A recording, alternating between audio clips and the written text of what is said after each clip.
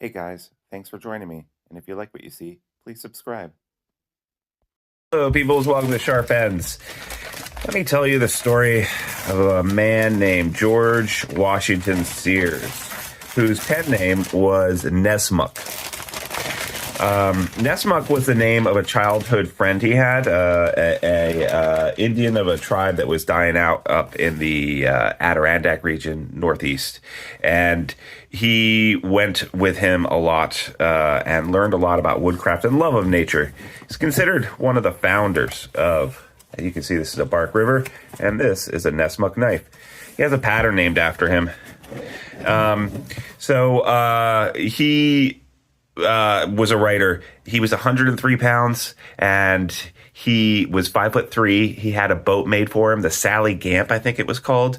It was a 9-foot boat that weighed 10.5 pounds, and he went through the Adirondack lakes and wrote a book called Woodcraft, which you should check out. It's been in print ever since it came out in the 1870s or whenever he wrote it. He basically started the fad of going off on your own and doing ultralight camping. He basically just took a knife and a hatchet, and he went out there and provided for himself. So the Nesmuk is not your traditional like survival knife or bushcraft knife. It is a little bit different. And it looks a little bit odd until you know what it's good for. It's good for some things, and it's not good for other things. And I have pulled out here the LT Wright Northern Hunter for a very specific reason. This is an XL version. You can't get this version. You can only get regular sizes and small. All right. So when I saw Bark River had this, I was very, very curious. I'm wondering how close to the pattern this is actually going to be. You can see this handle shape here is nothing really extraordinary, although for Bark River, it's not your traditional Coke handle bottle, right? Before I reveal the blade, though, I'm going to ask you to please click the like button, leave a comment when this video is done, and subscribe. And Patreon supporters, you're the best. Thanks for supporting this content. All right, you guys ready for this? Yeah. Do you see now where this handle? Yeah. So what is up with the shape? You know, shape and balance of a blade informs its function and use. What is this going to be good for? This is a giant convex grind going all the way from here to here. And it's got this big rounded area on the back of the spine. This is obvious, and lots of belly.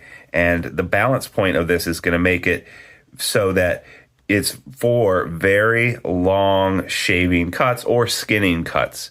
This is going to be a knife that is great in the kitchen, but also it's going to be a master at feather sticking, making certain kinds of notches when you're camping, and be a knife that you're going to use a lot around the kitchen and campsite, but you're not going to be splitting wood with this. You're going to need to use a hatchet like he carried with him. So this is Bark River's version of the Nesmuk. I encourage you to check out that book that I told you about. It's 110 pages long. And also on YouTube, there's people just reading it if you want to play it in the background. Very interesting style of life that he lived, and he lived a very interesting life. I'm not going to go into it on this channel, but I think it's well worth it. So I got this linen micarta, and actually it looks better in real life than it did in the pictures online. I actually really like this handle. I came very close to just going ahead and getting antler or something like that, or bone, because I thought it would really fit this whole knife. But I didn't do it. And I do have a little bit of regrets, but now seeing this linen micarta, I really like it. I'm looking at this for quality control issues, because that's what you do when you get a Bark River. Because people really like to complain about Bark River. And as of right now, I'm not seeing any quality control issues. I'm not seeing it. This belly is nice and continuous. There's no flat spots in the belly like there was with the Aurora 3 that I got. This part back here, although it looks highly impractical, when you're underneath game or wildlife and you're splitting and you're getting the skin off, this is going to become very, very useful to you. It's fairly thin behind the edge. This is made of thin stock. I don't know the number off the top of my head, but I can tell you it's pretty thin.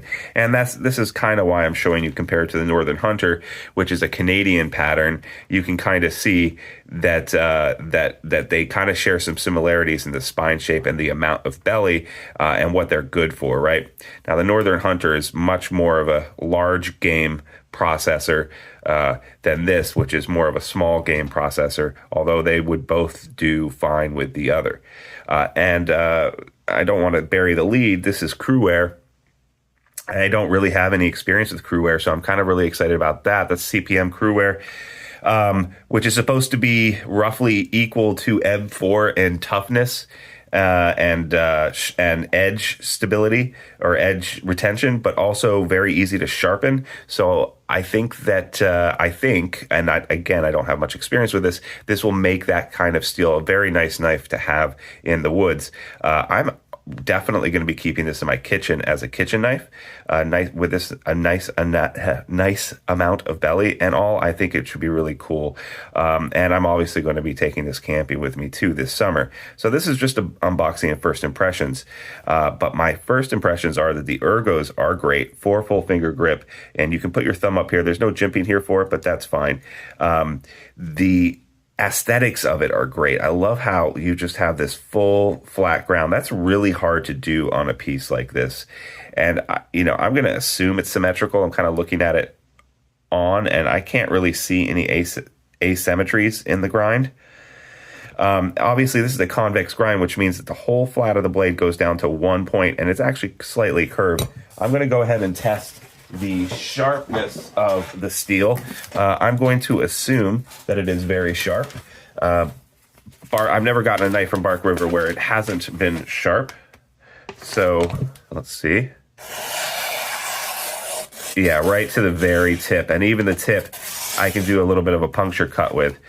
It's got this little bit of a drop point feel to it, and this point is very sharp and comes down to an excruciatingly fine point. And the stock that it's made of is very thin.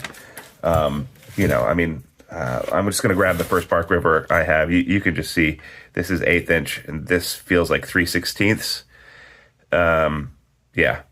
Let's take overall dimensions of this knife.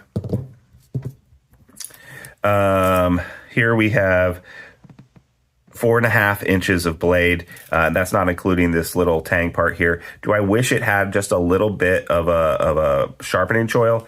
Yeah, I do, but it doesn't. So there you go. And then overall, we're talking about 8 3/4. Why does Bark River not have sharpening choils? I think because some people out there might not like sharpening choils, and so they think it's just easier to send it without a sharpening choil. And then the people who are really obsessed with sharpening choils are going to go ahead and just put one on themselves. I am not that obsessed, so I'm not going to do it. Yeah. And when I put a blade in a new sheath, I like to compare it first to see kind of like where I want to sit it. And then I know that I want about that much blade, or maybe like that much blade sticking up above it. This isn't the blandest sheath I've ever seen from Bark River. I've actually liked this style that they started to send, more like this. Now, this was for the Euro Bushcrafter, and it was a size too small. It was very dangerous to get in here. This almost feels like a size too big. I'm wondering who does their sheath sizing, and does anyone check the work that they do? But this better big than small. This looks really good. So this will break in kind of like this did here and mold around it. I've seen some people say that they spray it down with water and then they put their knife in. I don't really want to do that. I feel like it would potentially stain the steel. It doesn't seem like a good idea to me. There was a lot of different patterns for this, from the very expensive to the very cheap for Bark River. I also turned in a lot of my dollars I had saved up at DLT Trading, my points. So I was able to get this right at around $200. I think it was $265 before the discounts that I was able to save up and accrue for that. And then this one goes all the way up into the mid 400s, I think, depending on if you get mosaic pins and the kind of wood or finish that you get on it, right? So I'm really excited about this because it's kind of a part of history. I like the Nesmuk story. I like this pattern, and I've never had one before. I didn't even know that this was a pattern for Bark River. I've only been into Bark River for 3 years, so you'll have to excuse me. I don't know when the last time the Nesmuk came out, assuming it was more than 3 years ago, or I just never saw it. And I wasn't really familiar with Nessmuk himself or George Washington Sears until recently. So when I saw this come up, I was like, wow, that's really cool. And I'm going to check it out because it's just a unique blade shape pattern. I could use it in the kitchen, so I feel less guilty about having it. A lot of these knives, I really can't use unless I go camping. And, like this Euro Bushcrafter, I absolutely love it. But the amount of times I'm going to be able to use it, practically use it in a year, are going to be very limited to the amount of times that I actually go out into the woods, which is only about a month out of the year. If I'm lucky, sometimes 6 weeks I get to spend go camping a year. So, I do use this around the house as far as starting a fire occasionally, but I've got lots of knives like this. So chances of using it, not much. Whereas this guy, I'm going to be using in the kitchen all the time, and I'll be able to get a real good sense and feel for it. So I will definitely be doing a review of this, and probably even a long-term review of this as well. I tend to do first I do an unboxing and impressions. If I like the knife, I do a review. I do a review of almost every knife I get, and then if I really like a knife and I end up using it constantly over a year or so, I do a long-term review as well. So I'm feeling that this is probably going to get the 3-star treatment. Right now, I can tell you, I just like the way it looks. I like the pattern. I like this micarta that I got. I like the pattern. I like this story, and I'm gonna really be interested in this and the slicing power of this. So yeah, thanks so much for joining me, guys. Patreon guys, you really, I really appreciate your support and everything you do for me. And everyone else, leave a like, subscribe. If you want to become a Patreon supporter and help make this channel happen, $3 a month down below. Follow the link. You too can help support the channel. I will see you guys next time on Sharp Ends. Bye-bye now.